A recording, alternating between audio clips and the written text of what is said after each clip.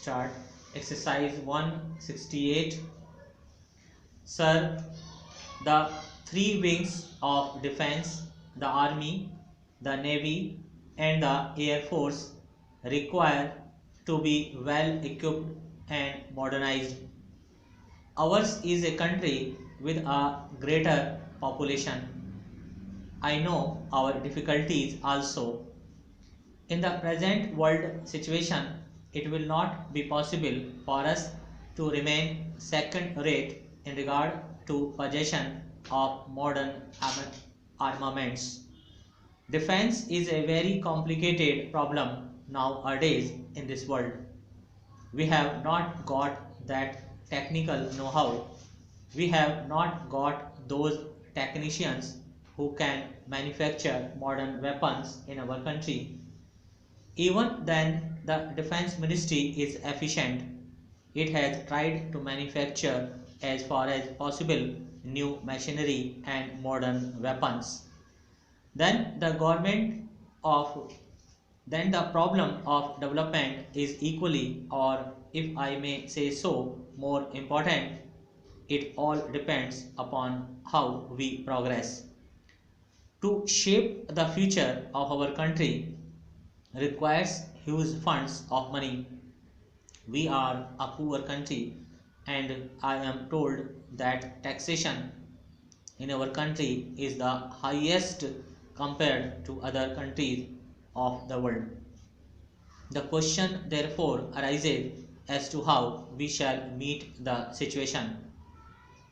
New wealth has to be created, new sources of wealth have to be explored, and in these matters we cannot depend upon friendly countries for coming to our aid in times of necessity.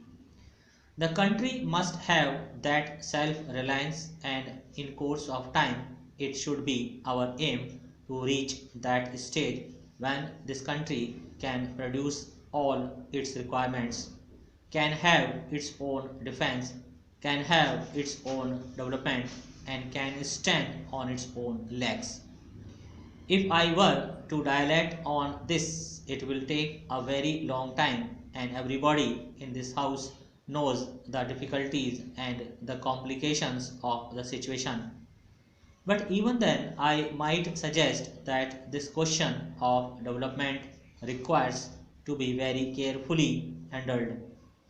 Now, wealth comes from two sources. One is agriculture and the other is industry. And agriculture is the main base for development purposes. But what do we find about the position of agriculture in our country? I think our Prime Minister suggested that in all the states the Chief Minister should take over the portfolio of agriculture, looking to its importance in the situation. But I do not find any Chief Minister caring to accept the suggestion and take over the portfolio of agriculture in his hands. That shows how serious we are in meeting the situation. Para. Agriculture, sir, depends upon millions of small agriculturists in our country, and in spite of our planning, those who are connected with the rural areas, those who are intimately connected with agriculture, know that agriculturists do not feel enthused.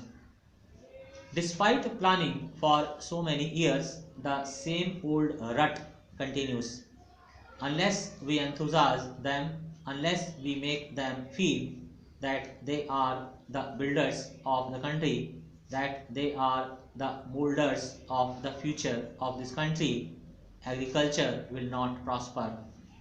There are so many reasons, but the main reason is that the agriculturist must feel that he has some important place in our country, that he is doing a great service by ensuring higher production. For that purpose, it is very necessary that the per acre production must increase. More land is not available for cultivation. Population is rising by leaps and bounds. there is the question of unemployment, and also we find that the pressure on land is very much.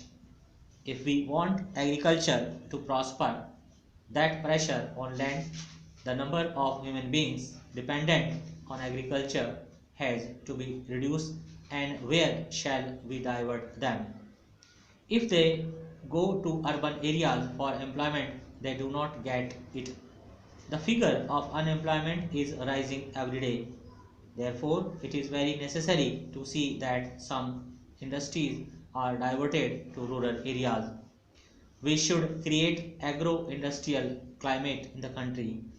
We have been talking of creating this climate all these years. But in that part of the country from which I come, I have not seen any industries on a necessary scale being established in the rural areas. Unless we do this, the youngers from the rural areas are bound to come to the cities. There will be the question of unemployment, the question of housing, the question of sanitation. All these problems will arise. It is very necessary that we find useful employment for them in the rural areas, in the villages in which they live, and they must have a decent standard of living. With the progress of primary education, with these new modes of transport, people from the villages now come frequently to the cities and see what facilities, what amenities are available in the cities, and how backward their villages are comparatively in respect of those amenities, and they feel dissatisfied with the life they lead, and therefore they are inclined to go in for better prospects, for a better life. They want to go to the cities. That is also a very serious situation for the government to consider. The problem of rural employment must be solved on a war footing. Stop.